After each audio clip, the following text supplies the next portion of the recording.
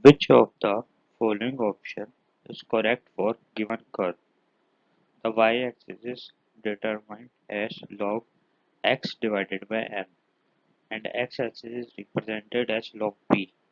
This is the slope, and this distance, the smaller dotted line, horizontal line is 2, and the vertical line is 4 dotted.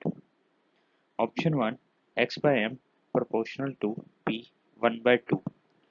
Option 2, x by m directly proportional to p. Option 3, x by m directly proportional to p square. Option 4, x by m directly proportional to p naught. So the solution is according to Freud-Lynch isotherm, x by m directly proportional to p to the power of 1 by m, where 1 by n is equals to 0 to 1. This implies x upon m is equals to k multiply p bracket 1 by n.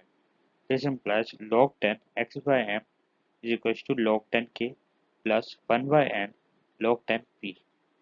So the slope is 1 by n from graph slope to tan theta is equals to 2 by 4, which is perpendicular upon base. So 2 by 4 is equals to 1 by n. 1 by n is equals to 1 by 2. So the answer is x by m is directly proportional to p 1 by 2.